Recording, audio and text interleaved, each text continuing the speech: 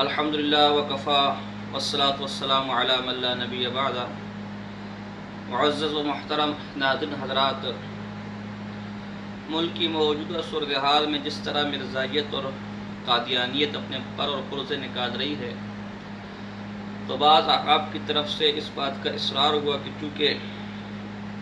آپ کا قادیان پر مطالعہ بھی ہے، ان کی کتب بھی ہیں اور ان کی ریشہ دوانیوں پر آپ کی نظر بھی ہے، تو اس حوالے سے کچھ آگاہی مہم چلائی جائے۔ لہٰذا ہم ایک سلسلہ شروع کرنے والے ہیں کہ جس کے اندر مرزا غلام محمد قادیانی کے جھوٹے ہونے کو، کذاب ہونے کو اور جھوٹے مدعی نبوت ہونے کو ہم ثابت کریں گے۔ حضور صلی اللہ علیہ وسلم کی ختم نبوت کے حوالے سے ہم گفتگو کریں گے۔ میں اپنے یہ جو ہمارے ملک میں یا بیرون ملک جو مرزائی حضرات ہیں جو اپنے آپ کو احمدی کہتے ہیں، ان سے انتہائی درد دل کے ساتھ گزارش کروں گا کہ آپ براہ کرم جو ثبوت میں دوں اسے آپ خود اپنی کتب میں چیک کریں کہ آیا واقعتاً میں نے اس کو صحیح پیش کیا، سچ کہا یا نہیں، اور پھر خود ہی فیصلہ کریں کہ آیا یہ جو گفتگو ہم کر رہے ہیں اور جو مرزا غلام محمد قادیانی کے جھوٹے ہونے کو ہم ثابت کر رہے ہیں، یہ آیا واقعتاً درست ہے یا نہیں۔ اس کے بعد چونکہ آپ نے مرنا ہے، قبر میں جواب دینے، اللہ کے سامنے پیش ہونا ہے، اس کا فیصلہ آپ خود کریں گے کہ ایک جھوٹے کے ساتھ رہنا یہ میری آخرت سنوارنے کے لیے ضروری ہے، یہ حضور علیہ السلام کی ختم نبوت پر ایمان لا کر ان کے ساتھ آخرت میں میرا نام ہوگا، میرا ساتھ ہوگا۔ میں اس سلسلے میں مرزا غلام محمد قادیانی اپنی کتاب روحانی خزائن جلد نمبر 17 صفحہ نمبر 461 پر لکھتے ہیں کہ اگر میری 100 پیشن گوئیوں میں سے ایک بھی، اس کا جو مفہوم بنتا ہے، حوالہ آپ کے سامنے آ رہا ہوگا، اصل عبارت آپ خود دیکھ لیں، اگر میری 100 پیشن گوئیوں میں سے ایک بھی جھوٹی نکلتی ہے تو یہ میرے کاذب ہونے کے لیے کافی ہے۔ اسی طرح اس کی زندگی کی آخری کتاب ہے چشمہ معرفت، یہ ہمارے سامنے موجود ہے، اس کا صفحہ نمبر 231 ہے۔ صفحہ نمبر 231 پہ وہ لکھتے ہیں کہ ظاہر ہے کہ جب ایک بات میں کوئی جھوٹا ثابت ہو جائے تو پھر دوسری باتوں میں بھی اس پر اعتبار نہیں رہتا۔ اسی طرح مرزا غلام محمد قادیانی کے بیٹے مرزا بشیر الدین کی کتاب ہے دعوت الامیر، کہ جو ربا سے، جو ہمارے پاس ایڈیشن ہے وہ ربا سے شائع ہوئی ہے، اس میں اس نے اپنے ابا جان مرزا غلام محمد قادیانی کو سچا ثابت کرنے کی جو 10ویں دلیل دی وہ ان کی پیشن گوئیاں ہیں، یعنی اگر میرے ابا جھوٹے ہوتے تو ان کی پیشن گوئیاں کبھی بھی سچ ثابت نہ ہوتی۔ اور اسی میں لکھا ہے کہ جھوٹے نبی کی علامت ہے کہ جو بات وہ اللہ کی طرف سے کہے وہ پوری نہ ہو، یہ صفحہ نمبر 197۔ تو ان کے اپنے بیٹے نے اس بات کو تسلیم کیا ہے کہ یہ جھوٹے آدمی کی علامت ہے کہ جو اللہ کی طرف سے جو بات اس سے ملے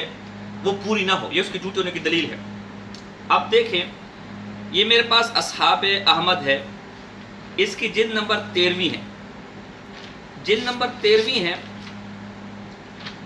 اور احمدیہ بک ڈپو ربا سے چھپی ہے۔ یہ مرزائیوں کی مستند ترین کتاب اور گستاخ ترین کتاب ہے۔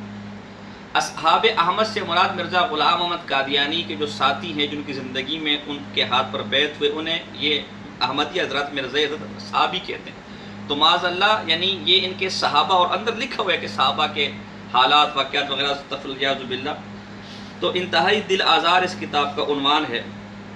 صفحہ نمبر 23، اس کے بارے میں صفحہ نمبر 23 پہ لکھتے ہیں حافظ حامد علی کہ میاں حامد علی کو میں افریقہ بھیج رہا ہوں، اور اس کی بابت مجھے اللہ تعالیٰ نے الہاماً بتایا ہے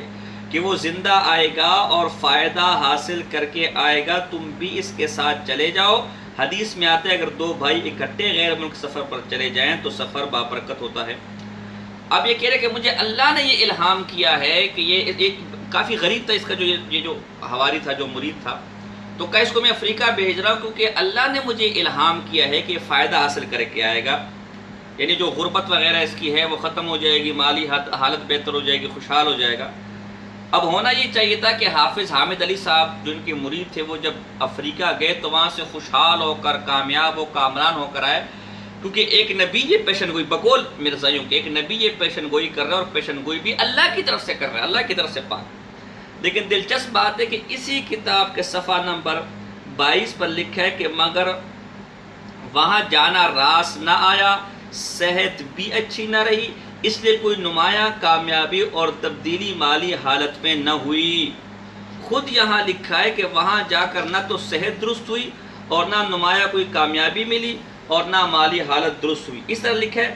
لیکن حافظ صاحب کا اصرار دے کر صفحہ نمبر 27 پر حافظ صاحب کا اصرار دے کر آپ نے اجازت دے دی تھی، گویا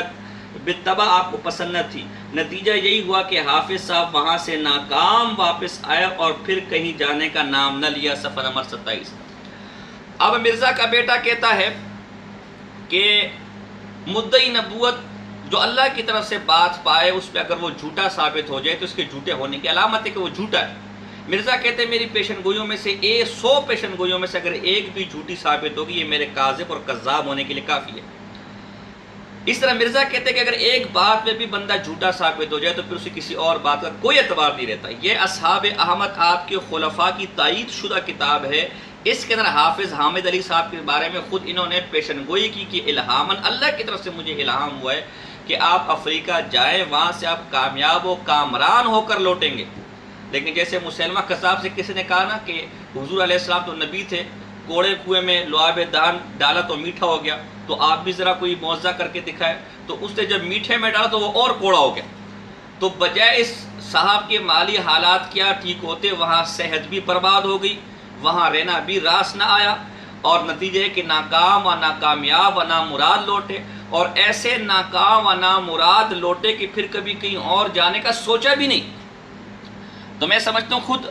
مرزائی حضرات کے اصول سے مرزا غلام احمد قادیانی کی یہ پیشن گوئی سراسر جھوٹی بلکہ الٹ ثابت ہوئی، اور ایسی الٹ ثابت ہوئی کہ جس کی کامیابی کی پیشن گوئی کی تھی وہ ایسا ناکام اور نامراد ہوا کہ دوبارہ کہیں اور جانے کا تصور بھی اس کے دل میں نہ آیا۔ تو میں سمجھتا ہوں کہ خود آپ کے اصولوں سے بات ثابت ہوگی کہ مرزا غلام احمد قادیانی ایک جھوٹا آدمی تھا، ایک جھوٹا شخص تھا، اس نے جھوٹے دعوے کیے، جھوٹے الہام پیش کیے، تو جھوٹے آدمی پر لعنت بھیجی جاتی ہے، اس کے ہاتھ پر بیعت نہیں کی جاتی۔ یہ میں نے فی الحال صرف پہلا حوالہ پیش کیا ہے، اور انشاءاللہ آہستہ آہستہ میں اس حوالے سے مزید بھی کئی چیزیں لے کر آؤں گا۔ وما علینا الا البلاغ المبین۔